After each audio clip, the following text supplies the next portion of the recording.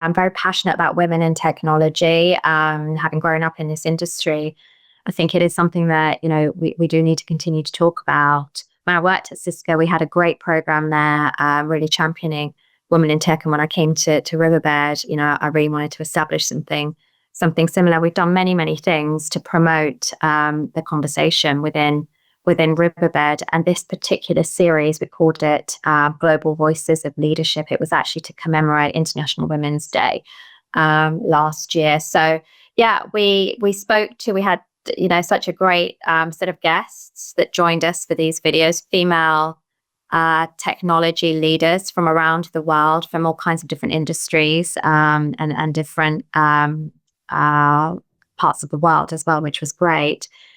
Talking to them, there were a few things that did stand out for me in terms of common themes, if you like. The first was really around their resilience and determination.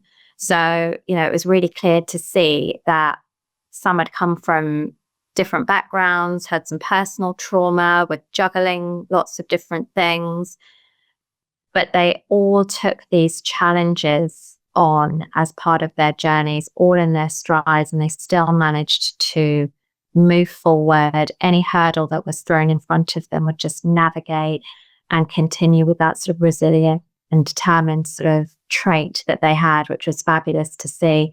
I think the other thing I noticed was women, but certainly the ones I spoke to, were in leadership positions unintentionally.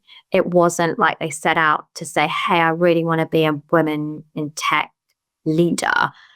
They were, I think, all supported through their journeys by strong mentors along the way that really believed in them and pushed them forward. And I think that's perhaps not the same for men in some cases, where they sometimes have a view on what they want to be and are kind of out to go and get it. Not to say that there aren't women like that, but certainly the ones I spoke to seem to almost stumble across their next opportunities as opposed to really going out and seeking something, which was really interesting. And then the third thing I think I really picked up on was the diverse nature of their backgrounds and how embracing their backgrounds really shaped who they were. I mean, we talked about that here as well, which is really interesting. But, it's all available publicly, so I'm not sharing anything. But, there was one, sharing anything that's not out there, but there was one lady in particular who I will always remember. She didn't go to university, decided that she didn't really know what she wanted to do, and started, she lived in a slightly deprived area, but, decided that she really wanted to pursue a career. But her journey was really interesting, from working with horses to working with, being a temp worker. She never let where she came from hold her back.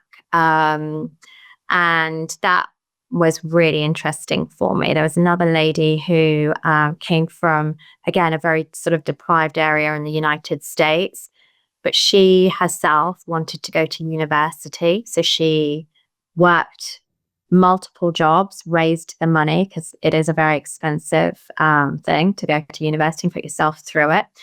She did that herself, all with the view that she wanted to go into finance. And she had that view. She didn't know what she wanted to do necessarily, but she knew that that's where she wanted to be.